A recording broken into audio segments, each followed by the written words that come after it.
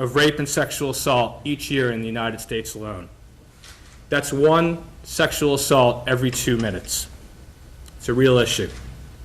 And it's an affront to all victims of any sexual crime that he's here being given this forum to speak. Despite the fact that Ms. Diallo gave 2 separate interviews, one to a print journalist by the name of Tina Brown, a very reputable journalist, and another to a recorded interview by Robin Roberts of ABC. There were no prohibitions on the questions that could be asked of her with both of them. There were no time limits on the questions that could be asked of her. And she sat there and answered every single question that was asked of her by both of these reporters. On the other hand, Strauss-Kahn, when he got back to France, gave an interview to one of his wife's good friends. And in that interview, and we still don't know today, we have never yet heard an answer as to what he says happened in the 7 minutes that he was in the room 2806, with Ms. Diallo. He has never given an account of what has happened in that room. And that's because he can't. We have not heard his account as to how he, an overweight, 60-year-old plus man, somehow convinced Ms. Diallo, a woman he had never met before, to engage in, according to him, some sort of consensual sexual relation.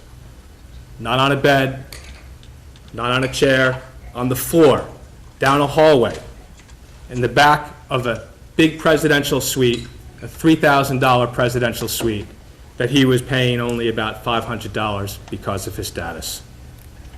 There's still been no explanation by Strauss-Kahn as to how it is that Ms. Diallo's vaginal area was bruised and documented in the medical records. There's still been no explanation by Strauss-Kahn as how Ms. Diallo's shoulder ended up with what is called a slap tear, an injury to her shoulder, which was also documented in the medical records. There's been no explanation by Mr. Strauss-Kahn as to why the medical records corroborate Ms. Diallo's account of what happened, including the bruises that I've just described.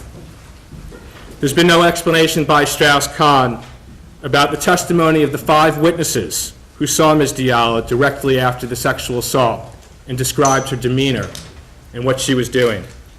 There's been no explanation by Strauss-Kahn as to the witnesses who saw directly after this happened Ms. Diallo uncontrollably spitting and trying to vomit. There's been no account or explanation by Strauss-Kahn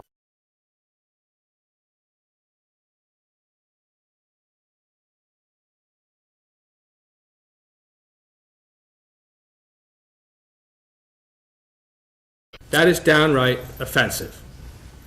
Perhaps his next offense would be that he was working on some new economic model or theory for the pricing of prostitutes. Is the man who the Cambridge Union has decided, consistent with their mission statement, that young students can actually learn from? A man who was referred to as the great seducer, who had an error of judgment in connection with Peggy Nagy, who reportedly admitted after first denying that there was some sort of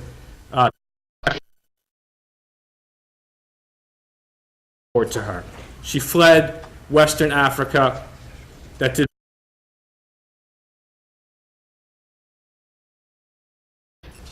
Her phones were monitored. False information was leaked to the New York Times.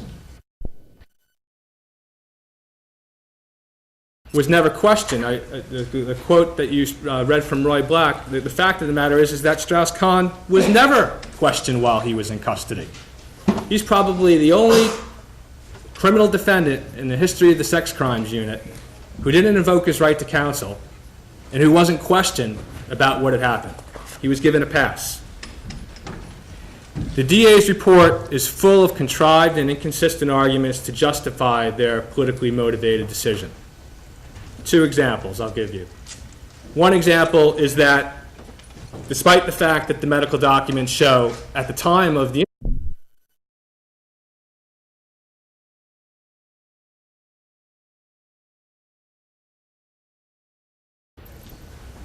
Unfortunately, I don't expect there to be any such thing at the debating society at the Cambridge Union.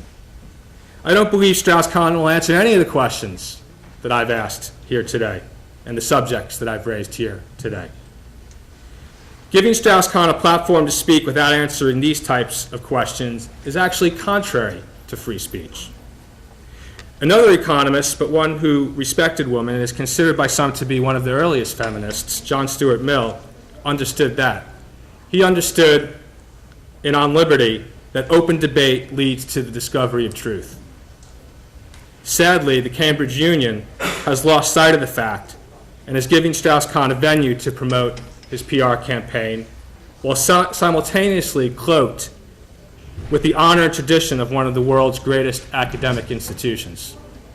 It is my hope that the men and women of Cambridge voice their objection to this charade so that the world does not think for 1 second that you, the students, somehow condone Strauss-Kahn's treatment of women and his efforts to proselytize himself. Before I take some questions,